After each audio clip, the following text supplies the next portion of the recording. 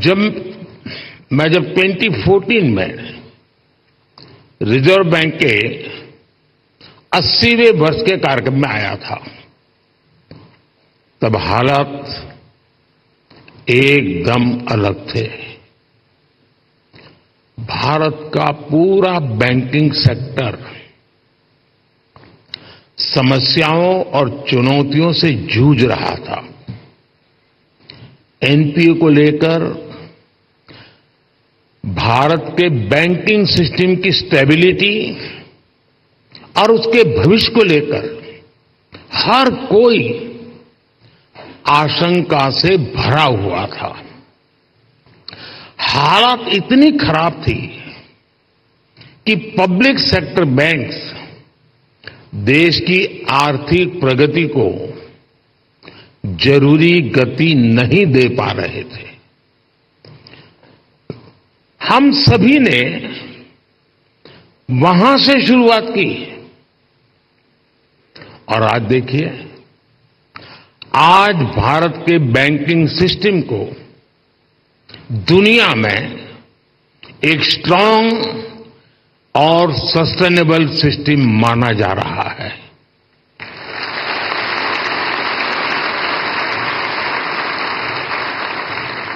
जो banking system कभी डूबने की कगार पर था, वो बैंकिंग सिस्टम अब प्रॉफिट में आ गया है और क्रेडिट में रिकॉर्ड वृद्धि दिखा रहा है।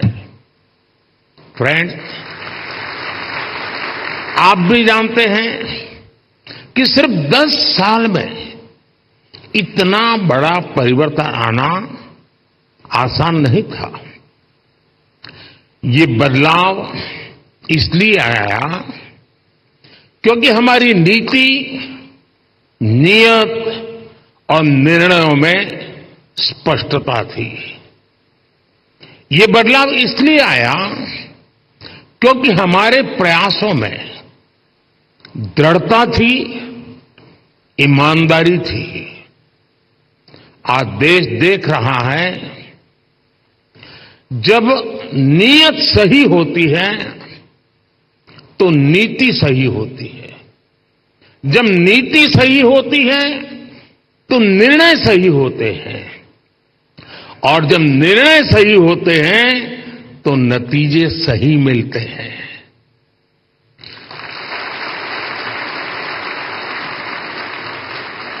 इन शॉर्ट, मैं यही कहना चाहता हूं, नीयत सही तो नतीजे सही।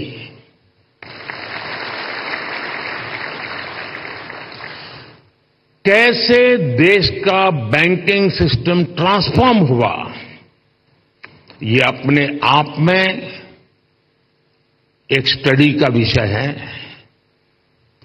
हमने कोई भी सिरा ऐसा नहीं था जिसे ऐसे ही छोड़ दिया हो।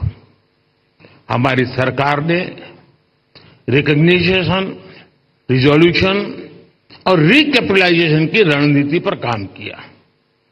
पब्लिक सेक्टर बैंक के हालात सुधारने के लिए सरकार ने करीब 3.5 लाख करोड़ का कैपिटल इन्फ्यूजन किया और साथ ही गवर्नेंस संबंधी कई रिफॉर्म्स भी किए। अकेले इंसॉल्वेंसी एंड बैंक्रप्सी कोड की नई व्यवस्था से ही करीब 3.25 लाख करोड़ के लोन्स रिजॉल्व हुए और एक आंकड़ा देशवासियों को जरूर जानना जरूरी है। 27,000 से ज्यादा ऐसी एप्लीकेशंस जिसमें 9 लाख करोड़ रुपए से ज्यादा का अंडरलाइन डिफॉल्ट था, वो आईबीसी में एडमिशन से पहले ही रिजॉल्व हो गई। ये दिखाता है कि इस नई व्यवस्था का सामर्थ्य कितना ज्यादा है। बैंकों का जो ग्रॉस एनपीए 2018 में 11.25% के आसपास था। वो सितंबर 2023 आते आते 3% से भी कम हो गया।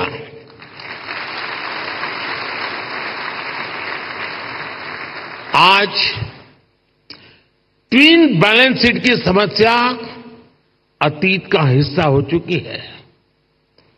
आज बैंक की क्रेडिट ग्रोथ 15% तक हो गई है और मैं इन सभी उपलब्धियों में आरबीआई की सहभागीदारी और प्रयासों की भी बहुत बड़ी भूमिका रही है और वो बधाई के पात्र हैं। साथियों, आरबीआई जैसे संस्थान के बारे में चर्चा अक्सर फाइनेंशियल डेफिनेशन और कठिन टर्मिनोलॉजीज तक ही सीमित रह जाती है।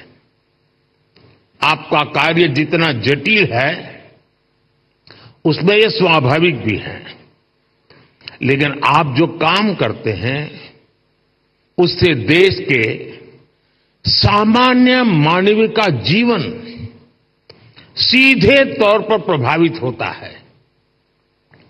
बीते 10 वर्षों में हमने सेंट्रल बैंक, बैंकिंग सिस्टम और अंतिम पायदान पर खड़े व्यक्ति के बीच इस कनेक्ट को हाईलाइट किया है। गरीबों का फाइनेंशियल इंक्लूजन आज इसका बहुत बड़ा उदाहरण है। आज देश में 52 करोड़ जनधन खाते हैं। इनमें भी 55% से ज्यादा खाते महिलाओं के नाम पर है।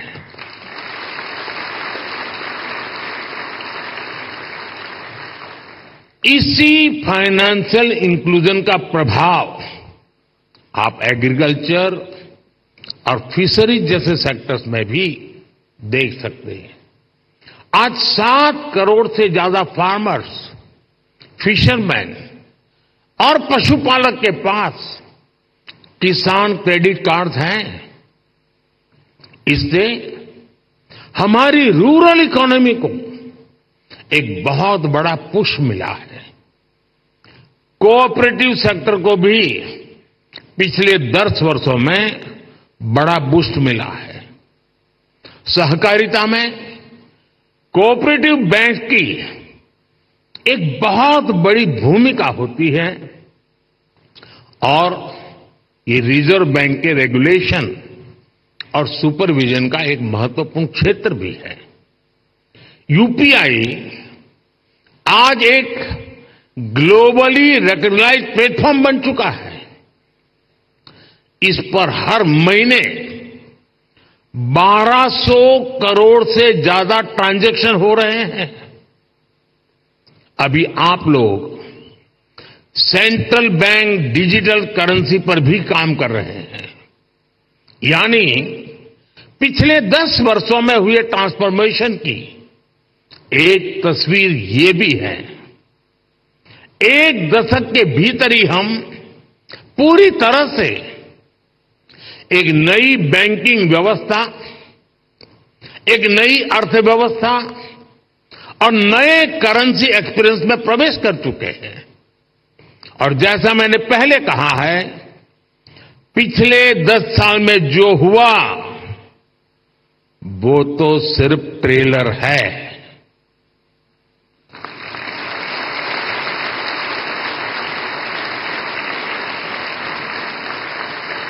अभी तो बहुत कुछ करना है।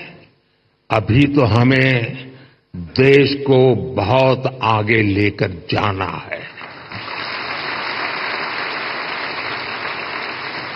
साथियों, बहुत जरूरी है कि हमारे पास अगले 10 साल के लक्ष्य बिल्कुल स्पष्ट हो। हमें मिलकर अगले 10 साल में डिजिटल ट्रांजैक्शन की संभावनाओं को विस्तार देना होगा।